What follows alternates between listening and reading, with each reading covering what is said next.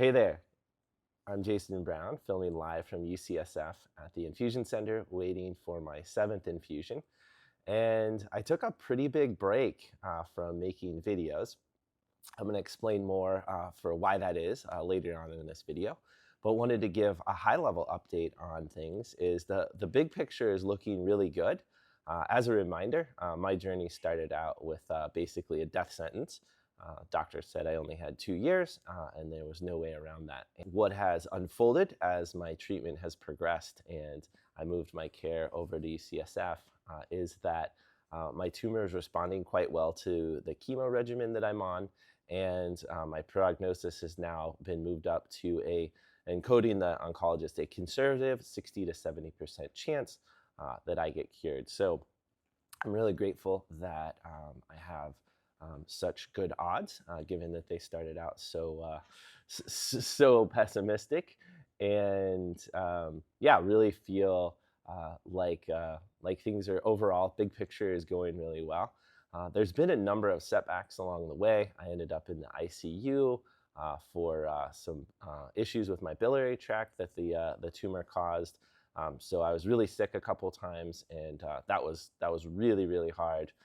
But I'm grateful that that doesn't impact the overall big picture, which is we're still focused on a cure. So I've got this round plus 5 more of chemo, and then there's a big surgery at the end of that where they're going to take out most or all of my pancreas as well as a couple other things. So still a lot of work to be done, but the overall direction is going well. And so the big question I was asking myself, which is why even make these videos, and I was struggling to answer that question, so I just decided not to make any. And the real thing that was in my mind was what does authenticity mean for me in this format? And as I spent a bunch of time really focused more internally on small group of friends, family, and just waiting for some clarity to come to me,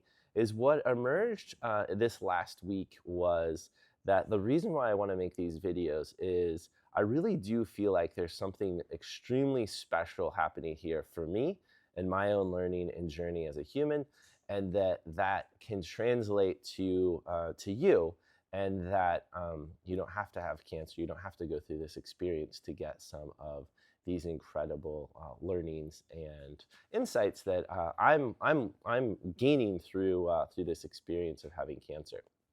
So today I want to focus on an experience that I had a week and a half ago. So it was my 6th cycle, and it was in my fatigue phase. So there's an infusion phase, and then the next couple days there's really deep fatigue. And I would describe the fatigue as, imagine if somebody replaced all the molecules in your body with lead. You're not tired, it's not like a sleepy thing, but your entire body feels like just every cell is like so heavy, and your mind is a little slow, and it's a couple days of just like really laying there basically, and you don't really want to watch TV, or there's nothing really to distract you, so you're kind of just like trapped in this body that just can't and doesn't want to move. And I was having a conversation with one of my friends, Deb. Hey, Deb. And she had a great metaphor because she just got a puppy. And her metaphor is our minds are like these puppies. And the thing that she learned from the trainer she's working with for her puppy is that, this puppy has tons of energy, and your kind of initial instinct is just to run the puppy tired every single day. Just give the puppy lots and lots of activity until it gets tired. And what the trainer explained is if you take that approach, then you're effectively training the puppy to always need this really high level of activity in order to be calm and whole.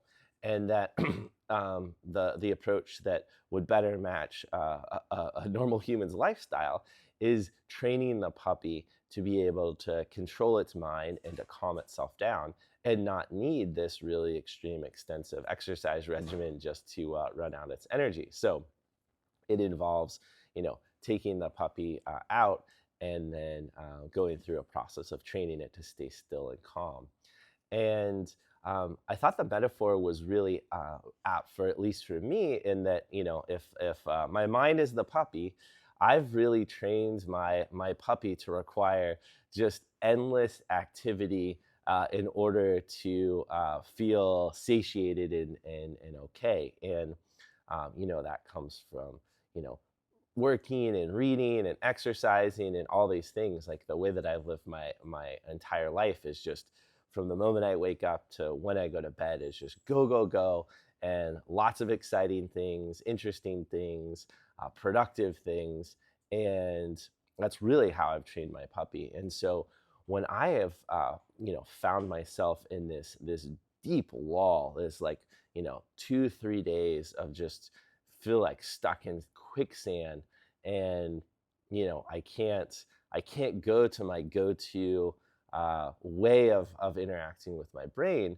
At least for me, it's really exposed how dependent I've made my nervous system on all this activity and all this stimulation.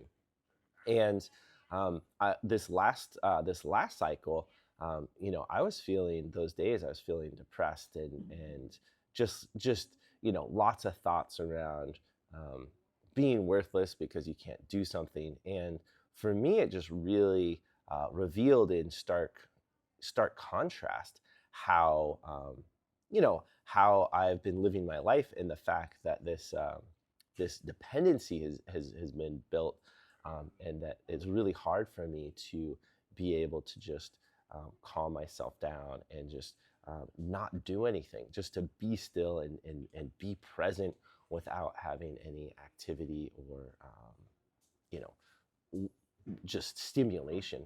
And so one of the things that I think is a gift in this, which I'm going to really try to play with this chemo cycle, is that on these days where I have this deep fatigue, is to see if I can just, instead of resisting it and thinking of all the ways how it's boring and depressing and just not great, is to see how I can possibly just be with the fatigue, be present with the fatigue, and yeah, see if I can find the calm and the peace and the quiet, and really embrace it, and see if I can start to tap into a part of, if we go back to the puppy metaphor, of training my puppy to be a little bit less dependent on constant stimulation. I think that because there are so many ways for us to stimulate ourselves, particularly with our mobile devices, so whether it be mobile games or social media or whatnot, that we all collectively are training our puppies just to need to be constantly on this treadmill.